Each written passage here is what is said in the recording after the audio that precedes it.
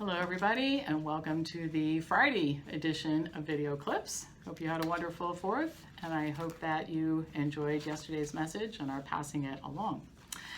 We'll be back to regular COVID programming today, and I'll start with a new study from Penn State estimates that the number of early COVID-19 cases in the United States may have been more than 80 times greater and doubled nearly twice as fast as originally believed. Now, before you get all panicked, remember that our rulers have trained you to be panicked every time you hear that somebody got the flu, so listen to the whole story. The researchers used Centers for Disease Control surveillance data for each state for a 3-week period in March 2020 and determined that there was a much larger undiagnosed population than was originally thought. They determined that there were 8.7 million new cases during the last 3 weeks of March, rather than the approximately 100,000 cases that were reported for that time period. Thinking that this could not possibly be right, they further examined the data and determined that CDC data leading to this conclusion was consistent with the 3-day doubling rate, which was observed during the following the first case report in Washington State back in January. This held true even for states that were considered hotspots too. Furthermore, they reported that the rates peaked mid-March before the lockdowns had occurred. The conclusions of this analysis are consistent with antibody testing, which has shown much higher incidence of the flu. Antibody testing, for example, of 3,000 people randomly in New York showed a 13.9% infection rate, indicating that about 2.7 million New Yorkers actually were infected with COVID-19. So the findings, these researchers say, suggest an entirely different way about thinking about COVID-19.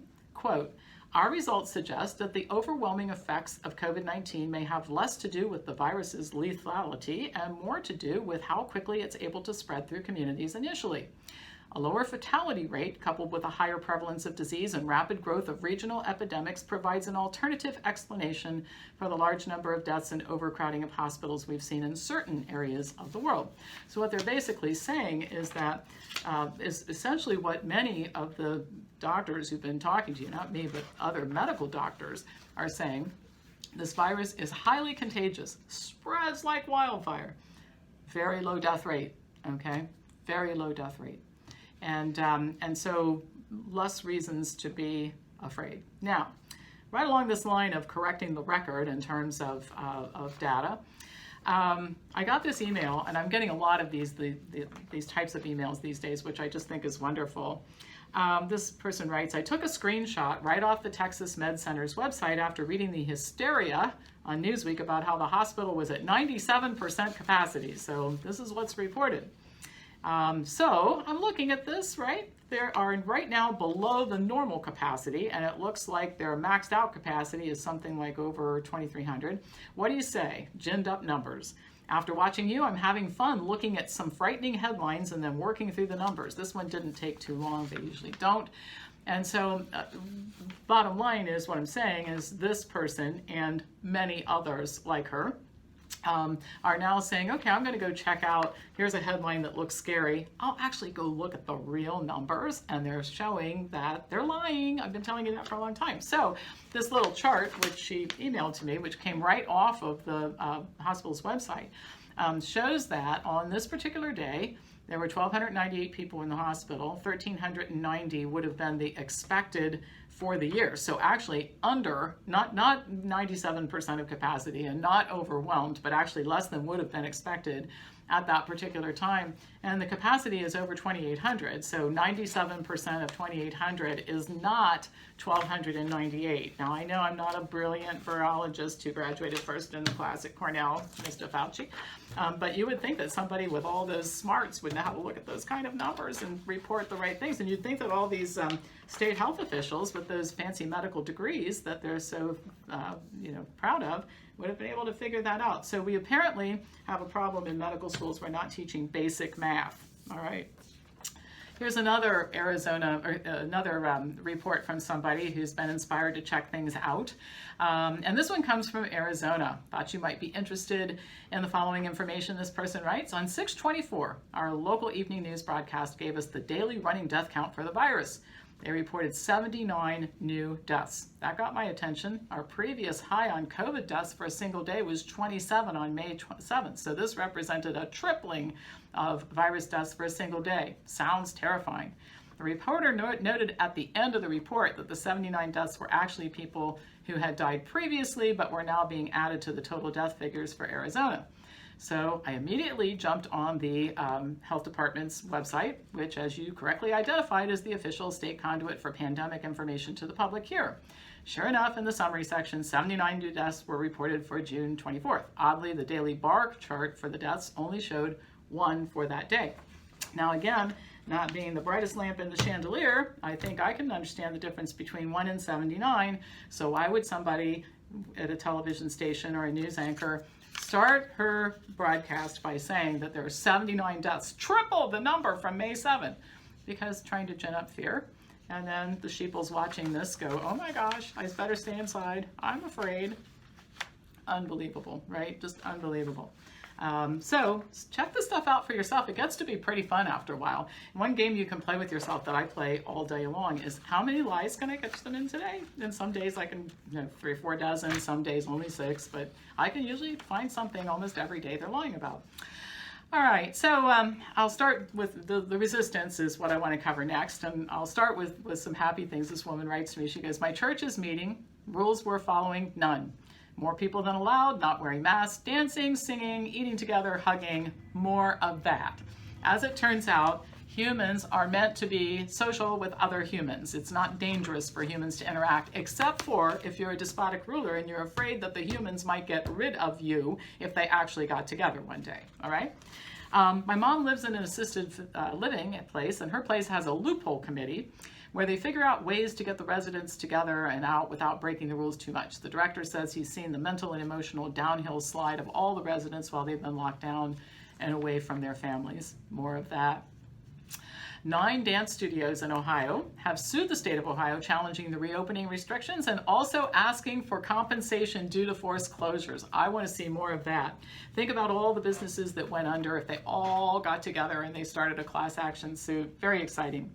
The lawsuit, this one, in fact, seeks class action status. Both Unhinged Amy, our former medical director, and current interim health director Lance Himes, along with several other officials, are named as defendants in the lawsuit. The lawsuit claims that the orders violate the state and U.S. Constitution's guarantee of due process, equal protection, and no taking of property without compensation. The lawsuit further states that outside of nursing homes and prisons, there have been a total of only 670 deaths, which represents 0.0057% of the state's population of 11.75 million people. The plaintiffs call for Emperor DeWine and Unhinged Amy to be removed from office. Well, she already quit, thank God.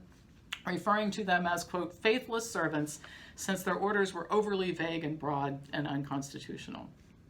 And this is a quote, Acton and DeWine has used a sledgehammer to kill the Ohio economy through their unconstitutional actions, destroying the Ohio economy, destroying the constitutional rights of all Ohioans, individuals, and businesses outside of nursing homes and jails. They add that the 2 officials, Acton and who formerly fortunately quit, and DeWine should have used a scalpel and a knife to delicately slice and dice the COVID-19. So anyway, and they also call for their removal from office. Again, Acton already gone. DeWine, well, we'll take care of him some other time.